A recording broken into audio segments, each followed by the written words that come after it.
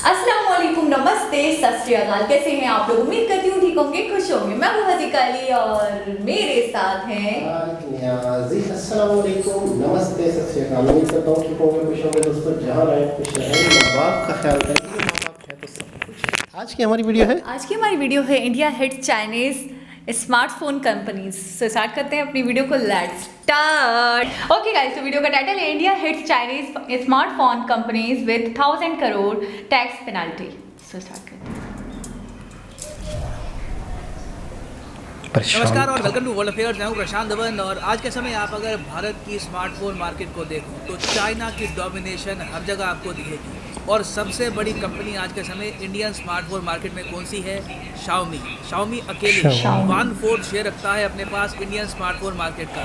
और शाओमी के साथ अगर आप ओप्पो को भी और जोड़ दो तो 1/3 इंडियन स्मार्टफोन मार्केट तो ये दोनों अपने पास मिलेंगे।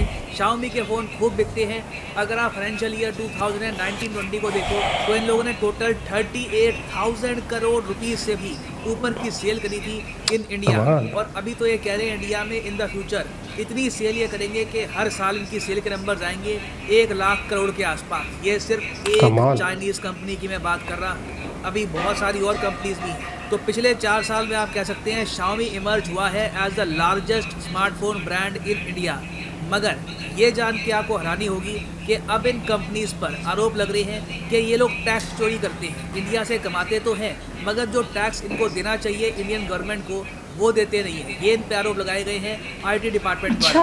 और अब पॉसिबिलिटी है कि एटलीस्ट मिनिमम से मिनिमम ओप्पो और शाओमी को 1,000 करोड़ का तो फाइन तो यहाँ पर लगेगा ही। इस बात को लेकर चाइना ने ऑलरेडी आर्टिकल इसने स्टार्ट कर दिए हैं, कंप्लेन करनी स्टार्ट कर दी है। और ये लोग कह रहे हैं कि इंडिया में बिजनेस एनवायरनमेंट बहुत ज़्यादा ख़राब है। चाइनीज़ कंपनीज को थ्रेटन किया जा रहा है इन सब आईटी रेड से। अब यहाँ पे आप कहोगे वेट, आईटी रेड वो भी चाइनीज़ स्मार्टफोन कंपनीज पर? तो देखिए, हाँ बिल्कुल, पिछले 1-2 हफ्तों में ऐसा हुआ है। बहुत ही बड़े स्केल पर इनकम टैक्स डिपार्टमेंट ने शाओमी, वन प्लस और ओप्पो के जो ऑफिसेज हैं ऑल ओवर इंडिया वहाँ पर रेड करी।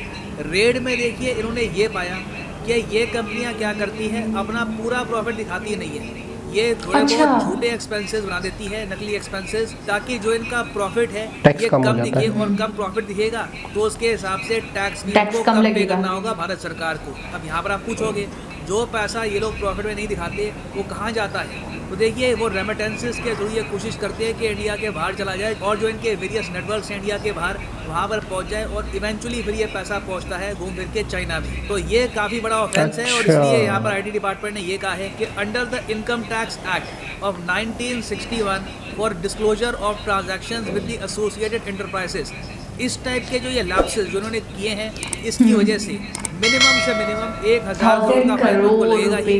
बाकी देखते हैं कि ये फाइन कितना ऊपर जाता है, 1400 करोड़ 1500 करोड़ के आसपास।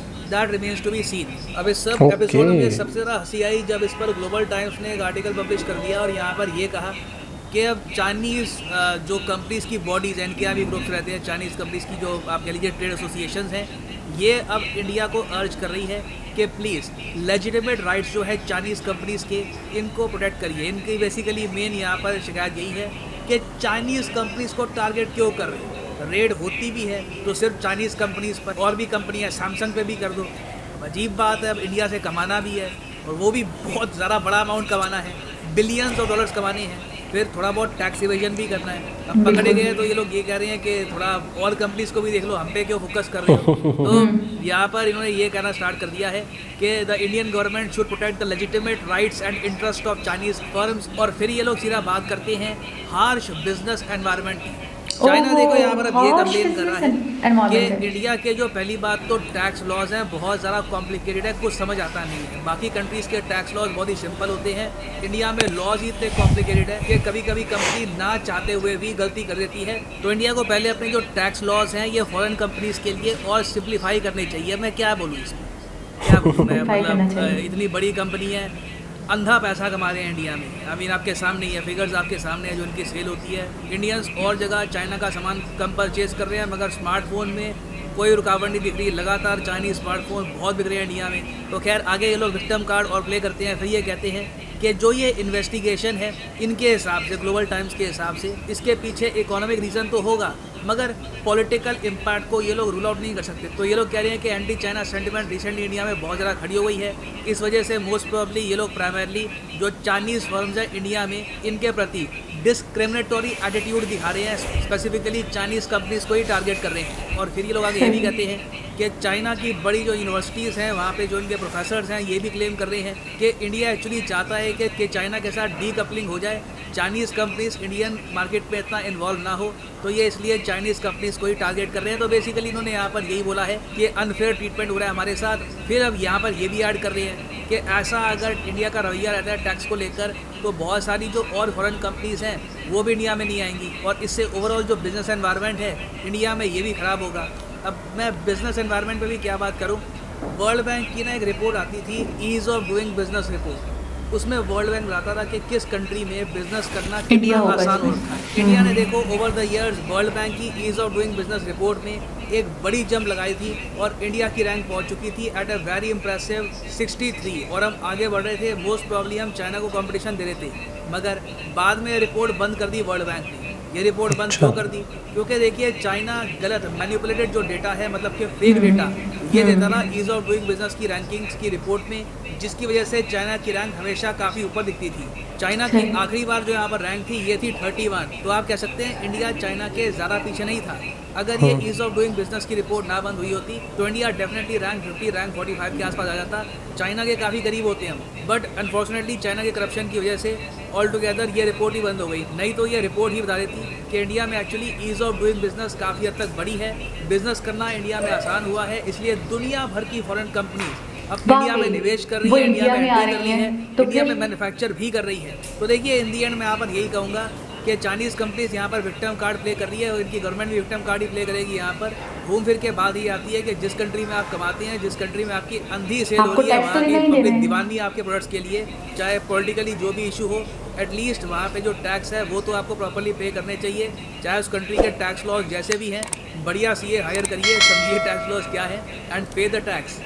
और फाइनली यहाँ पर मैं ये भी ऐड कर दूँ कि अनअकैडमी ने एक मेजर सेल करी है introduce on the occasion of the new year. Comment section में जाओ, यहाँ पर आपको मिलेगा ये link, by any course using the code PD10। अब PD10 लिखा है तो यूजुअली आप मान के चलते हो कि 10% डिस्काउंट मिलता है और मिलता भी 10% है, मगर सिंस हम बाई सेंटर कर रहे हैं तो आने वाले कुछ दिनों तक आपको मिलेगा 22% का डिस्काउंट। तो सिंपली यहाँ पे आपको क्लिक करना है अपने एग्जाम पे, प्रिपेयर कर रहे हैं for UPSC CSE, click on UPSC CSE get subscription और यहाँ पर आप देखोगे मैसिव डिस्काउंट मिलेगा अगर आप यूज़ करते हैं code PD10। The prices will fall even more than they usually do. यहाँ पर आप देख पाओगे एक ह्यूज डिस्काउंट मिलेगा। आप 36 महीने का UPSC कोर्स परचेज कर सकते हैं for just 2000 rupees a month. ये अब तक की सबसे बड़ी सेल है by Unacademy. Buy the course of your choice, कोई भी आपका कोर्स हो, IIT, UPSC, SSC bank, any course that you want to buy. आने वाले कुछ ही दिन तक ये सेल रहेगी, so make the best use of the sale. So इसी नोट के साथ ये है वीडियो का। Thank you for listening and as always God bless you all. Okay, अच्छा मुझे एक बात समझ में नहीं आई, इतने बड़े स्केल पे काम कर रहे हैं, इतना कमा रहे हैं उनकी पब्लिक से, ठीक है, उनके मुल्क में बैठे हैं, उसके बाद टैक्स पे नहीं कर रहे, टैक्स तरीके से पे नहीं कर रहे क्योंकि उसके अंदर मतलब हेर फेर कर रहे हैं, छुपा रहे हैं पैसे को, प्रॉफिट को अपने। और जब आप पकड़े जा रहे हैं तो आपको एक्सेप्ट करना चाहिए, आपको जो भी मतलब फाइन लगता है, जो भी पेनल्टी लगती है वो देनी चाहिए। तो उसके अपोस्ट में आप उनके ऊपर ही उंगली उठा रहे हैं। ये कह के कि आपके रूल्स बहुत स्ट्रिक्ट हैं, आपके लॉज बहुत कॉम्प्लिकेटेड है। आप मतलब इवन आप जिस कंट्री में काम कर रहे हो तो आप उसके लॉज को नहीं अंडरस्टैंड कर पा रहे हो जो कॉम्प्लिकेटेड है। देखिए कॉम्प्लिकेटेड है, इस कंट्री में लॉज बहुत कॉम्प्लिकेटेड है तो मैं यहाँ बिजनेस करूँगी नहीं, सिंपल इज दैट, मैं किसी और कंट्री की तरफ जाऊँगी। जब आप आए हो, बिजनेस कर रहे हो, लॉज वगैरह रूल्स रेगुलेशन को देख कर ही आए हो ना, तो उसके बाद जब आप कमा रहे हो तो क्यों नहीं पे कर रहे हो? मुझे बस सीधी सी मिसाल बात यही है। आप मुझे एक बात का सिर्फ जवाब दें, कोई भी चोर मानता है कि मैंने चोरी की? कभी भी नहीं मानेगा, सिंपल सी बात है। अच्छा, ये जो टैक्स का जो है ना, टैक्स से बचने के तरीके हैं। अच्छा। टैक्स से बचने के बहुत सारे तरीके हैं होते हैं कि अगर आप अपने एक्सपेंसिव बढ़ा देते हैं किसी तरीके से। देखिए गवर्नमेंट टैक्स लेती है आपके डॉक्यूमेंट्स के ऊपर ही, आपके डॉक्यूमेंट्स के ऊपर ही कि आपके डॉक्यूमेंट्स में आपकी इनकम क्या है, आपके एक्सपेंस क्या है, आपकी चीज़ें क्या हैं, ठीक है ना। तो फिर वो सारी चीज़ों को देख के आपके ऊपर टैक्स लगता है। लेकिन वही आप अगर गलत गाइड करते हो, गवर्नमेंट को, जिस कंट्री में आप बिज़नेस कर रहे हो उसको आप गलत गाइड करते हो तो फिर आप टैक्स से बच जाते हो।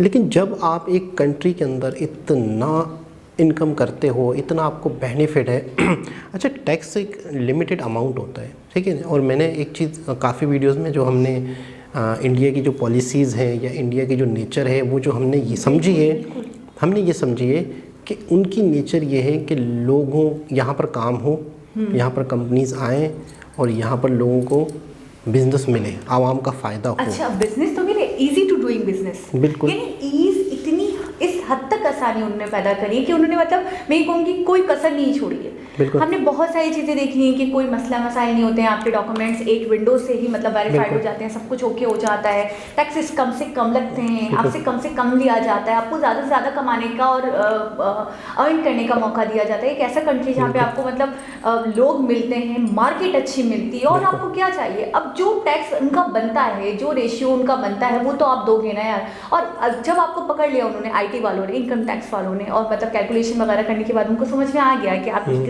किसी तरीके से आप अपना पैसा बाहर भेज रहे हो, इंडिया से बाहर भेज रहे हो और उसको मतलब काउंट डाउन नहीं करवा रहे हो, तो फिर उसके बाद तो आपको शर्मिंदा होना चाहिए, थोड़ा सा मतलब सॉरी कहना चाहिए, माफ़ी मांगनी चाहिए, प्लस आपको जो भी फाइन बनता है वो भरना चाहिए, दैट्स इट। अब आप विक्टिम कार्ड खेल रहे हो, ये कह रहे हो क्या चाइनीज़ कंपनीज़ को ही मतलब मद्देनजर रखा गया है, चाइनीज़ कंपनीज़ के साथ ही गलत कर रहे हैं, दूसरी कंपनीज़ को, अरे दूसरी कंपनीज़ को देखना उनका काम है, आप उनका काम उनको नहीं बताओ, आप जहाँ गलत हो आप अपनी इस्लाह करो। बिल्कुल, और जो है बनता है वो दें और इन फ्यूचर भी आप देते रहें। और टैक्स आपको एक साथ तो देना नहीं होता, आपको टैक्स सालाना का हिसाब किताब होता है, कुछ मंथली होता है, सिस्टम होता है, सिस्टम से आपने वो चलना है और बहुत ही मिनिमम अमाउंट होता है, जिसकी वजह से देखिए। अच्छा, टैक्स का मकसद क्या है, मतलब अगर हम समझा जाए टैक्स क्या है, टैक्स से उन्हीं कंपनीज को फ़ायदा है ना। मिसाल के तौर पे कि एक फैक्ट्री लगी हुई है, एक प्लांट लगा हुआ है, उस प्लांट पे सामान आ रहा जा रहा है, गाड़ियाँ चल रही हैं, बिल्कुल ठीक है, इलेक्ट्रिसिटी मिल रही है, बहुत सारी चीज़ें मिल रही हैं ना उनको रोड मिल रहे हैं, उनको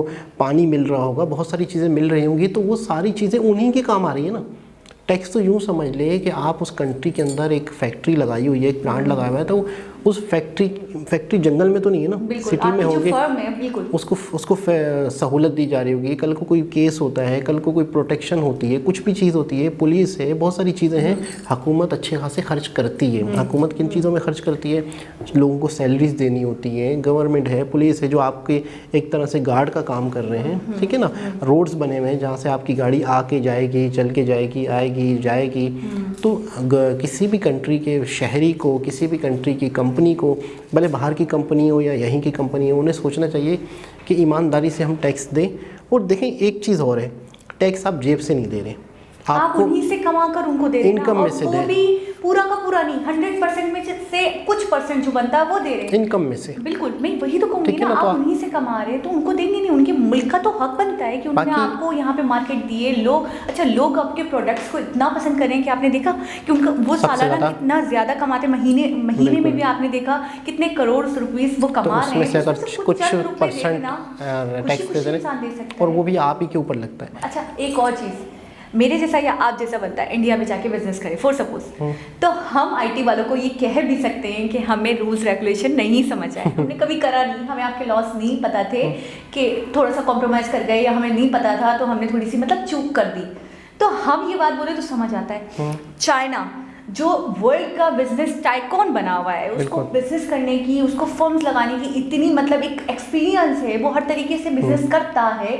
उनके लोगों को एक आदी होना, जैसे आपने कहा कि आदी होते हैं चीज़ों को देखने, एक्सपीरियंस करते हैं, इतने एक्सपीरियंसेबल लोग, इतने आदी लोग ये बात कहें कि आपके लॉज हमें समझ नहीं आए और बहुत कॉम्प्लिकेटेड है, हम समझ नहीं पाए, इसलिए हमसे चूक हो गई, मानने वाली बात है, बिल्कुल ना मानने वाली बात है। और फिर एक दूसरी चीज़ है कि इंडिया इनके लिए एक बहुत बड़ी मार्केट है, ये नहीं छोड़ेंगे, बिल्कुल ना। डीप कपलिंग करा जा रहा है, हमारे साथ ये करा जा रहा है, चाइनीज़ को ही मतलब टारगेट किया जा रहा है, अजीब सी बात है। मतलब वो उनका मुल्क है, जब वो आपको पकड़े तो यकीनन दूसरी कंपनीज पे भी उनकी नज़र है। अच्छा, सैमसंग वालों से लें, अच्छी मतलब जिसको पकड़ेंगे जो कर रहा है हेरा फेरी वो उसी से करेंगे ना, जबरदस्ती हर कंपनी को तो नहीं तंग अच्छा, करेंगे। चाइना के हवाले से हमने काफ़ी वीडियोस देखी हैं, तो मुझे जो इनकी नेचर लगती है वो थोड़ा मतलब है कि हिसाब किताब इनका हेरा फेरी का है।